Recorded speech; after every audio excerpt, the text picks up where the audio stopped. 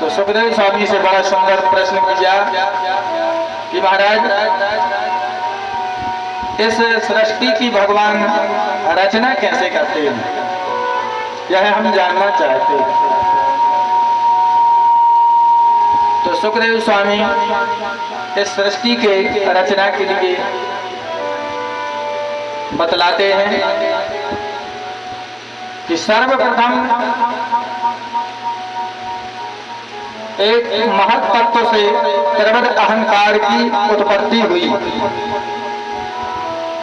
त्रैविध अहंकार से पंचभूतों की उत्पत्ति हुई। उस विराट पुरुष के नाभि कमल से ब्रह्मा जी का प्राकट्य हुआ और ब्रह्मा जी जब प्रकट हुए तो ब्रह्मा जी पूछ रहे थे, मैं कौन हूं? तो दो शब्द निकले। ब्रह्मा जी ने बहुत भगवान का अंत लेना चाहा, परंतु भगवान का अंत नहीं ले पाए। खोज की उस कमल कोश के अंदर चले गए बाहर, परंतु कहीं भगवान की कोई ठाई नहीं पा पाए।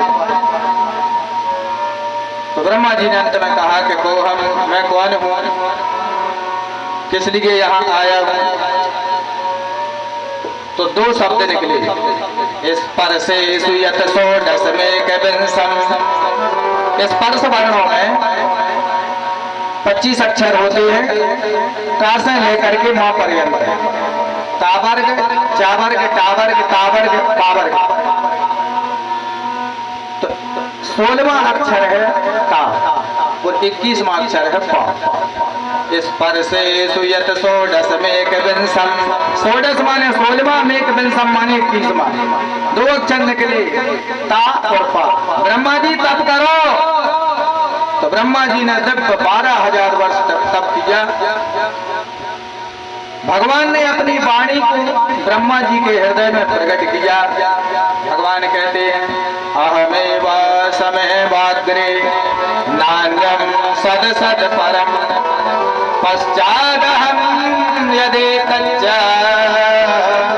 यो विशिष्येत सोऽस्म्यहम्।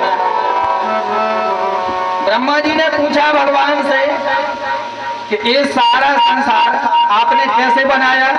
आपके पास कुछ बनाने का औजार तो होगा जिससे संसार को बनाया है। तो भगवान कहते हैं कि ब्रह्मा जी, मैं अकेला था, मेरे पास कोई सामग्री नहीं थी, इसलिए जगत के रूप में बना भी मैं हूं और बनाने वाला भी मैं हूं। कई कार्य ऐसे देखे जाते हैं जिसका निमित्त कारण और उपादान कारण एक ही होता है। कैसे? बोले जैसे मकड़ी का जाला। मकड़ी बाजार से धागा खरीदने नहीं जाती है, अपने से ही धागा प्रकट करती है, पूर्ण नाभि है। मोर का पंख, मोर अपने पंख का अभिनिमित्त उपादान कारण है। ऐसे ही परमात्मा इस जगत को बनाने की अभिन्न निमित्त उपादान कारण है। भगवान ने ज्ञान कराया, पर ब्रह्मा जी से कहा कि आप सृष्टि सृजन कीजिए। तब ब्रह्मा जी ने सर्वप्रथम 4 पुत्रों को प्रकट किया, सनक, सनंदन, सनातन और सनत कुमार जी। इनसे कहा, बेटा विवाह करो, संतान उत्पन्न करो, सृष्टि में हमारी मदद करो। तो चारों पुत्र बोले कि पिताश्री, हमें इस नौन तेल लकड़ी के चक्कर में पड़ना नहीं, हम तो जाकर के भजन करेंगे। चले गए। अब जो पिता की बात पुत्र नहीं मानता तो पिता को क्रोध आ जाता है। तो ब्रह्मा जी की बात नहीं मानी बच्चों ने, तो क्रोध आ गया ब्रह्मा जी को।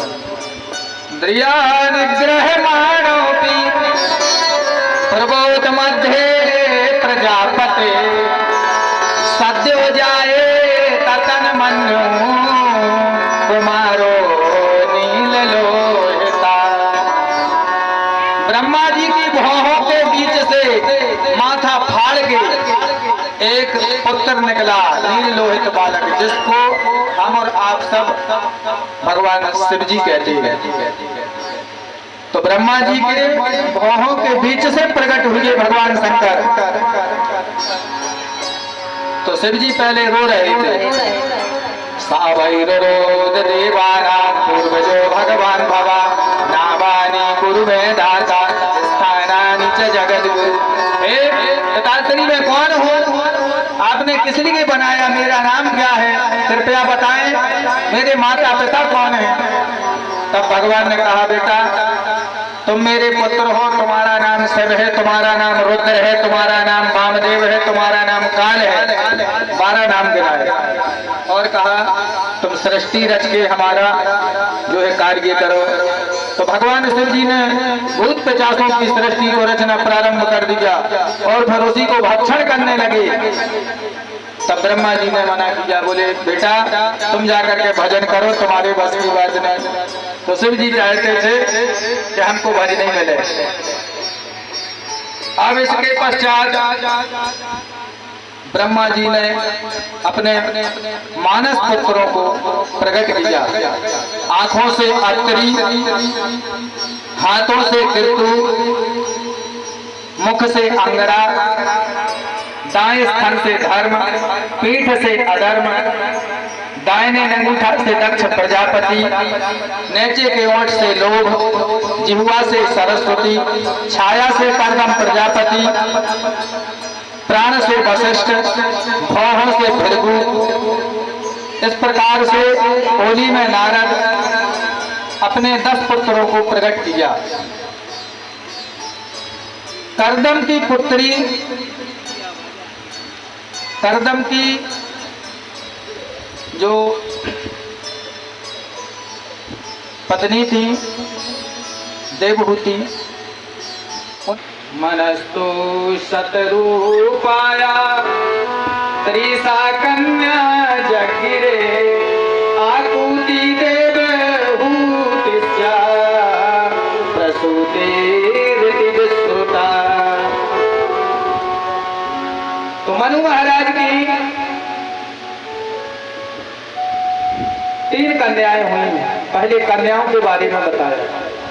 कौन सी? पहली पुत्री का नाम है आकृति, जिनका विवाह रुचि प्रजापति के घर हुआ। यज्ञ नारायण भगवान ने जिनके घर में जन्म लिया, दक्षिणा नाम की कन्या से इनका विवाह हुआ। यज्ञ पत्नी दक्षिणा। यज्ञ करने के बाद आचार्य को दक्षिणा पर्याप्त न मिले उसके कार्य के अनुरूप, तो यज्ञ का फल निष्फल हो जाता है। तो यज्ञ पत्नी दक्षिणा। दूसरी मनु महाराज की लड़की है देवहूति, जिनका विवाह कर्दम प्रजापति से हुआ। और अंतिम तीसरी पुत्री जो मनु महाराज की थी प्रसूति, उनका विवाह दक्ष प्रजापति से हुआ, जिनके घर में 16 कन्याएं हुई।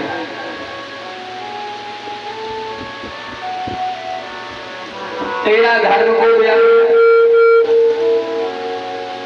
एक अग्निदेव को ब्याही जिनका नाम स्वाहा देवी, एक पितरों को ब्याही जिनका नाम स्वधा देवी, और अंतिम सबसे छोटी पुत्री जिनका नाम सती देवी, वो भगवान शिव जी को विवाही थी। तो सती के कोई संतान नहीं हो सकी। एक बार पिता ने ही उनके दक्ष प्रजापति ने इतना अपमान किया कि जिसके कारण सती को अपना शरीर त्यागना पड़ा। तो मैत्रेय जी से विदुर जी ने कहा कि महाराज,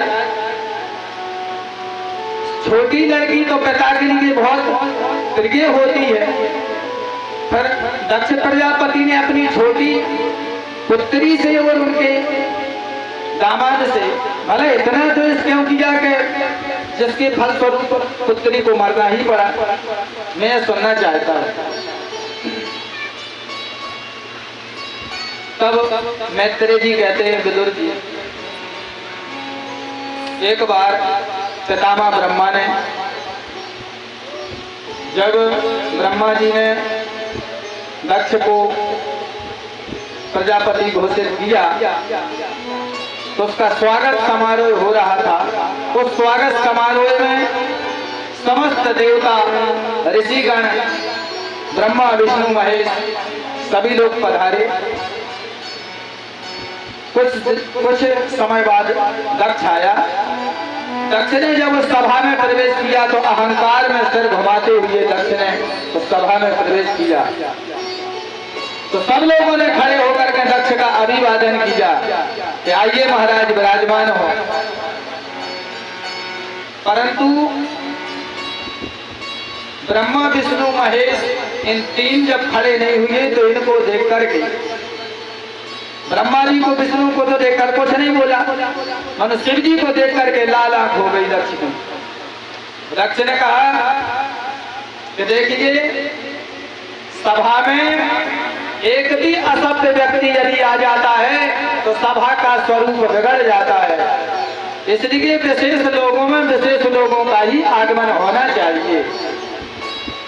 और ये भूत पिशाचों की साथ में रहने वाला ये क्या शिष्टाचार को सीखेगा।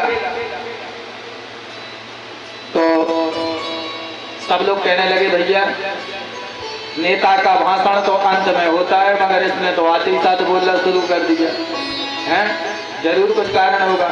अरे भैया किसको कह रहे हैं जी? बोले राम राम, तुम्हें शंकर दिखाई नहीं देता? कहाँ मेरी मृगलोचनी कन्या और कहाँ है मरकट बंदर की आंख जैसा बड़े शंकर? मैं अपनी लड़की थोड़ी इसको विवाहने वाला था, मगर हमारे बाप को ब्रह्मा जी नहीं माने, उनके कहने से हमको एक कन्या इसको विवाहना पड़ी। प्रेतावासेषु घोरेषु दिन रात भूत पिशाचों के साथ में रहता है, क्या शब्द का शिष्टाचार को सीखेगा? तो नंदीश्वर ने कहा महाराज अब तो अपमान ज्यादा हो रहा है, ये बहुत जब से आया जब से बड़बड़ लगा रखा है, मैं इसको जवाब देता हूँ। तो शिव जी बोले देखो भैया, ससुराल की गाली सबको खाना पड़ती है, कोई विवाह में खाता है और हम बाद में खा रहे हैं, मगर ससुराल की गाली मिलती जरूर सबको, इसलिए शांत रहो। अंतोगत्वा दक्ष का क्रोध महाराज इतना बढ़ गया,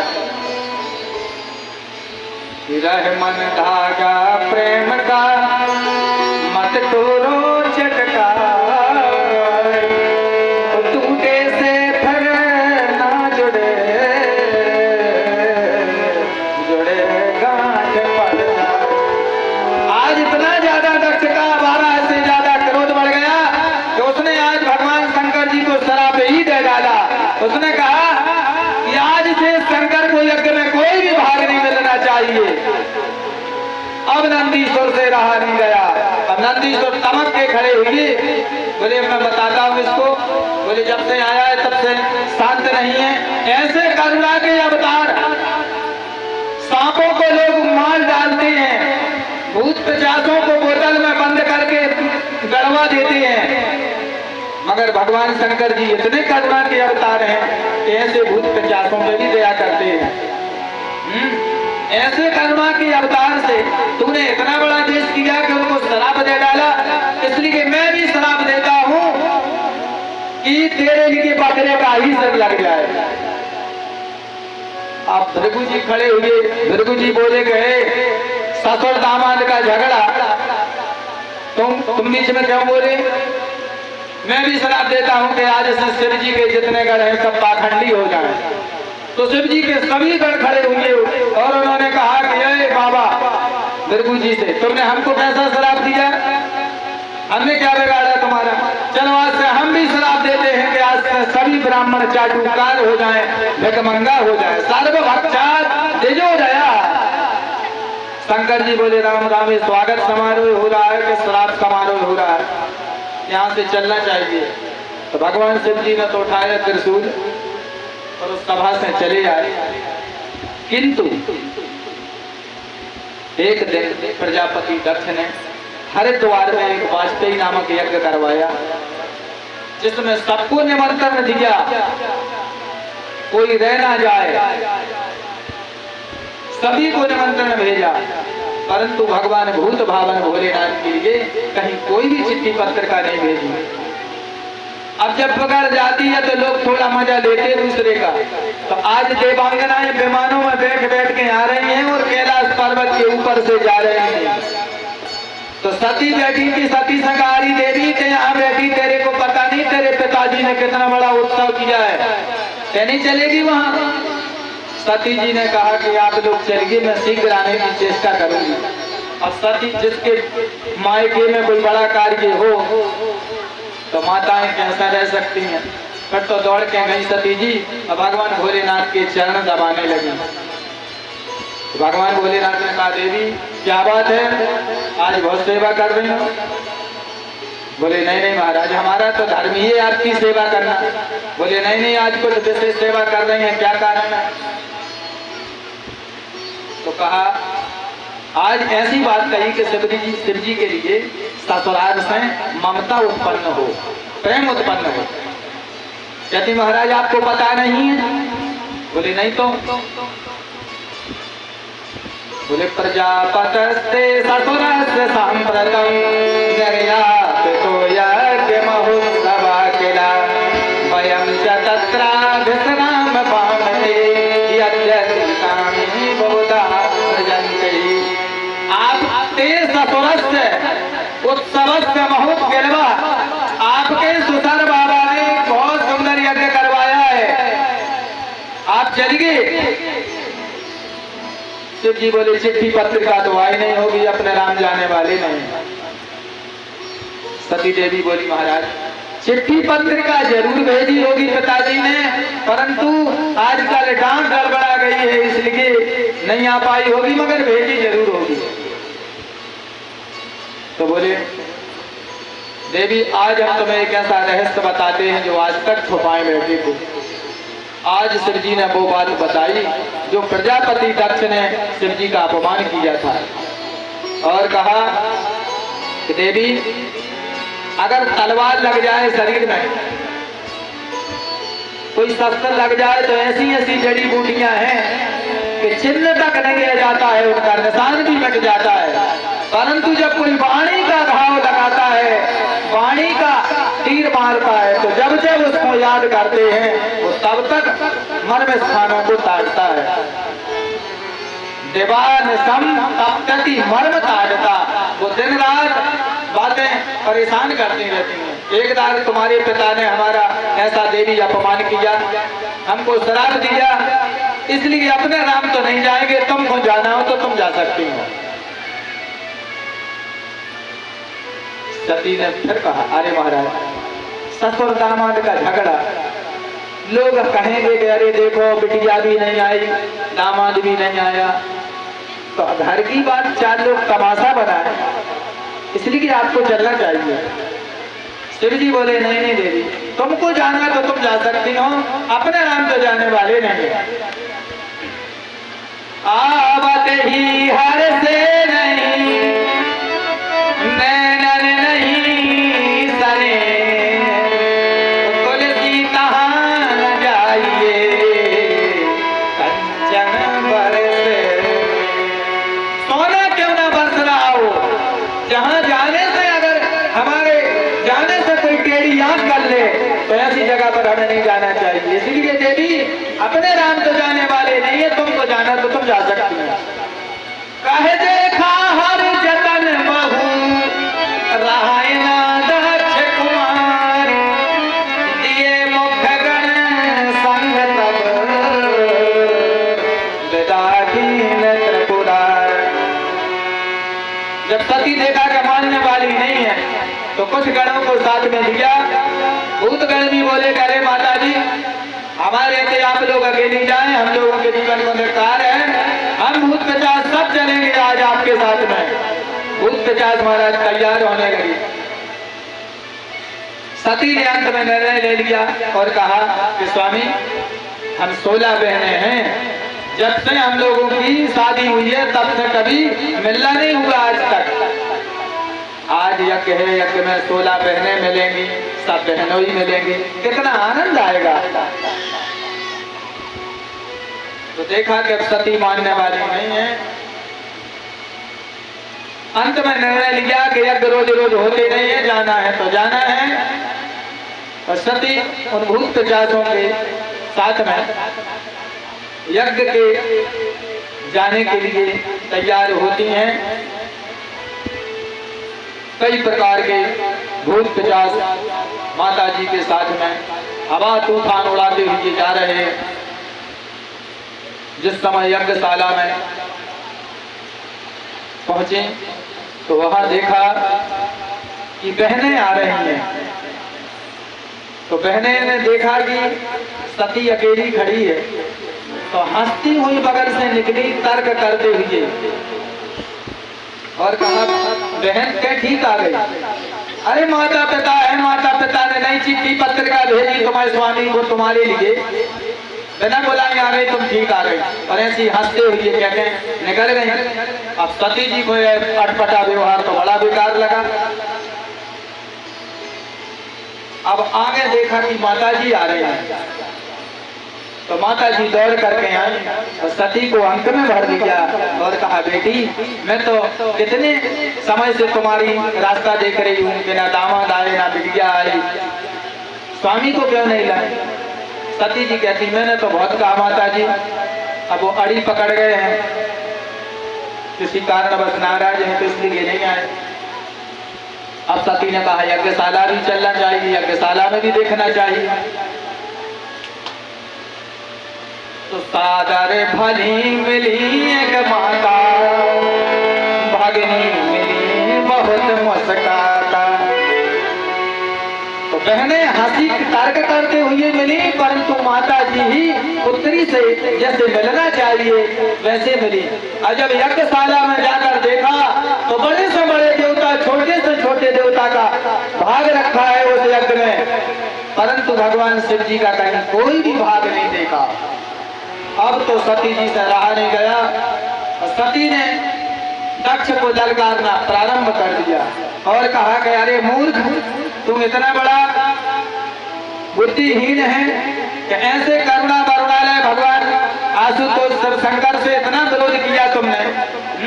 अब ये शरीर तुम्हारे द्वारा उत्पन्न है, इसलिए कि अब मैं इस शरीर को धारण नहीं करूंगी। अतः स्तमतपन्न मिदं कलेवरम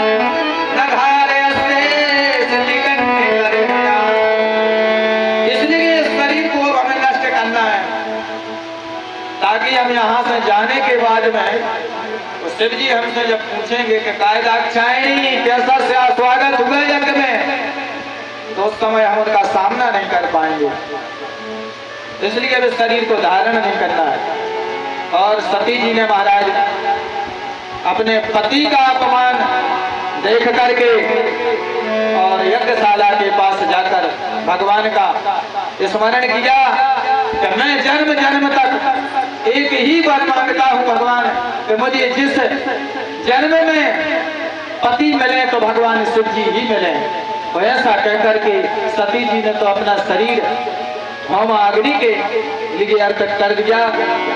सती जी कूद गई यज्ञशाला में। सती जी को जलता हुआ देख करके भूत पिशाचों ने यज्ञ को तहस नहस कर दिया और यज्ञ विध्वंस करने के लिए उद्यत हुए। तो भृगु जी ने अपने मंत्र की शक्ति से दिव्य शक्तियों को प्रकट कर दिया यज्ञशाला में, जिन्होंने भूत पिशाचों को मार पीट कर वहां से भगा दिया। अब नारद जी तो मन है भगवान की, आग लगाना हो, दंगा कहीं झगड़ा करवाना तो नारद जी नंबर बने।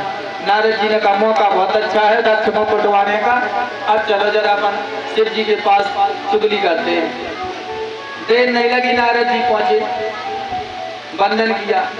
शिव जी ने कहा कैसे आए बाबा जी? अरे बोले महाराज बड़ा अनर्थ हो गया। क्यों?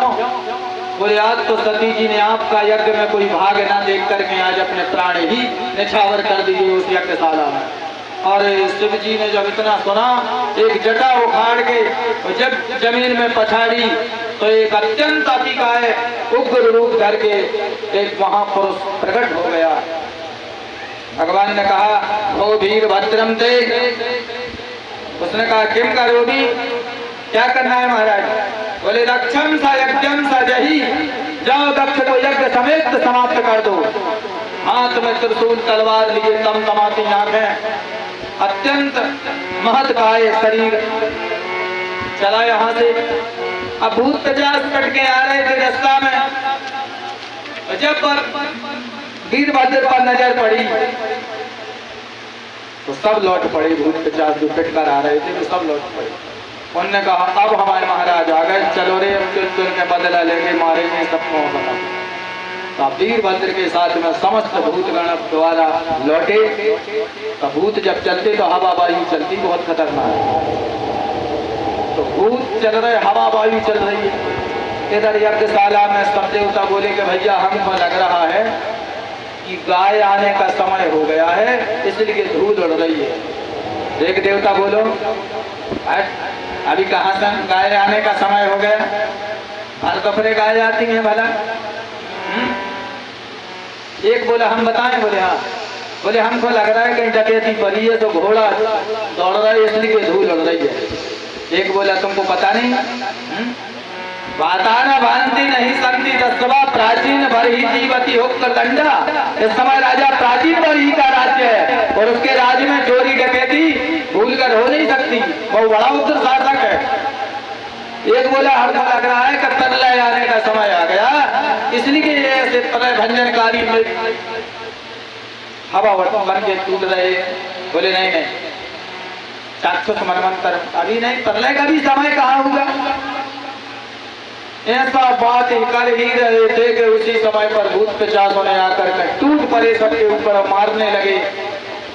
किस भाग देवता की आंखें फोड़ दी, उषा देवता की बत्तीसी गिरा दी, बेचारा वेदांती बन गया।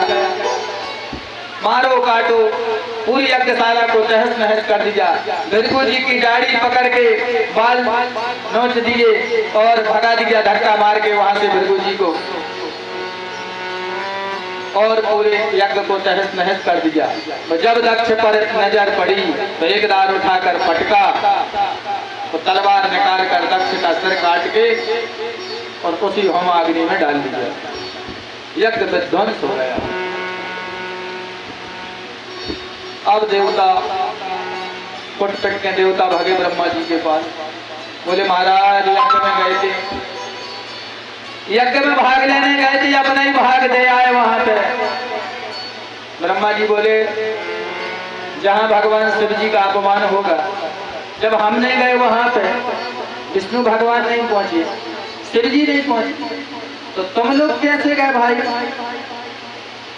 बोले महाराज अब आगे से नहीं जाएंगे ऐसे यज्ञों में, रक्षा करो, हमारे हाथ पैर टूट गए सब।